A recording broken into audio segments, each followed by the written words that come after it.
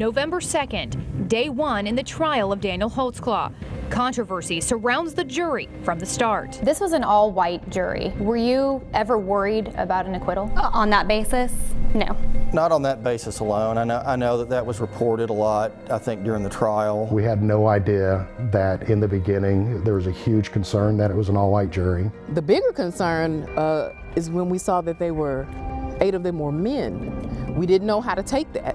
Prosecutors persuade all 13 accusers to take the stand. The testimony from these ladies was going to be difficult. It's a difficult subject matter. The life experiences these ladies brought into this courtroom were going to be so outside the norm of what most people have experienced, especially the jury that we were left with. The women's criminal histories are a key focus for the defense. Holtzclaw's attorneys work to discredit their accounts. Didn't matter their history when defense tried to beat them up and whatnot. The state's job to prove guilty, and defense went from there, and that was their choice. Prosecutors try to remove reasonable doubt and prove the women's past have no impact on their stories. Can you care about these people despite the mistakes they've made in their past?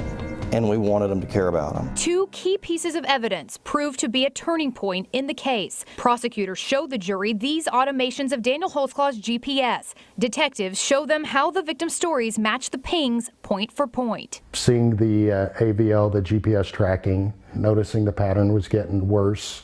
Then the biggest blow to Holtzclaw's defense. The DNA evidence was very crucial. The DNA evidence were skin cells. The defense maintaining those skin cells could have traveled and that finding DNA in Holtzclaw's pants did not amount to rape. They're skin cells. They could have been from anywhere. They tried to explain DNA from a 17-year-old girl that ends up inside his pants at the areas where his privates are. When you put all that together and saw the big picture, that's where we got the circumstantial evidence and saw the pattern. Over the course of more than 4 weeks, the prosecution calls detectives Kim Davis and Rocky Gregory, 13 accusers, a forensic expert, and several officers to the stand. The only witness for the defense, Daniel Holtzclaw's girlfriend. Daniel Holtzclaw remains silent. He does not take the stand. During closing arguments, the DAs go back to the DNA, the GPS, and the victim's testimony. The defense makes a last-ditch effort to poke holes in the women's stories, highlighting that one of them even showed up high to court. On December 7th, both sides rest their cases.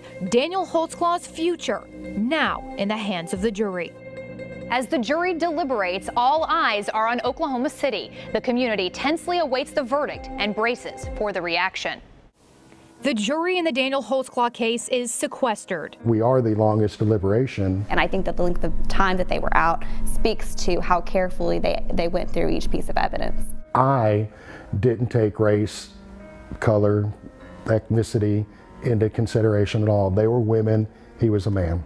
The jury deliberates for 4 days. I didn't get much sleep just because running through my mind that we might be done. On Thursday, December 10th, 2015, a verdict. We're trying to get security around the courthouse, but it looks like they've reached a verdict.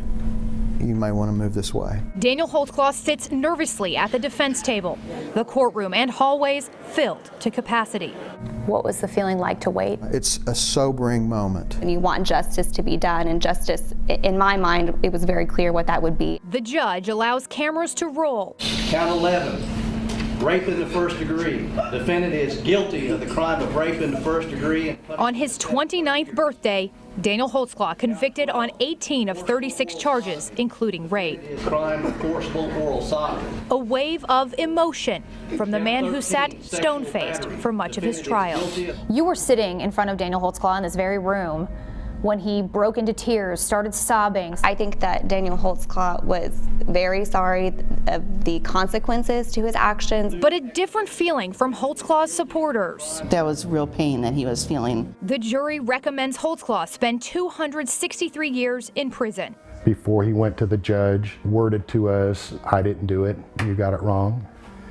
And it kind of upset, some of the jurors. Sentencing set January 21st. There's just no way he did it. Just no way. It doesn't match who I know him as, walking across the high school parking lot with a smile on his face. The smile of a young Daniel Holtzclaw wiped away. In its place, raw reaction to a verdict that he and his supporters didn't see coming. He believed the truth would come out, which would exonerate him. I wouldn't settle if that was my family member. Attention shifts to sentencing. On January 21st, 2016, officers lead Daniel Holtzclaw into the courtroom for a final appearance.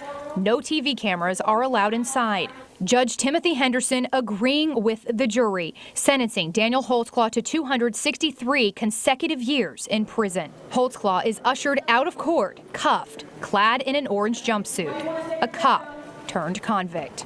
I wanted to jump up and yell. I just wanted to ensure that he didn't get out. Men who victimize women, this is what's going to happen to you. We will lock you up. Holtzclaw's defense team foreshadowing an appeal. It's a tough case from the very beginning. We knew it when we got started with it, and it is what it is, and Daniel maintains his innocence. Daniel Holtzclaw maintaining his innocence, but his fate crystallized by the court.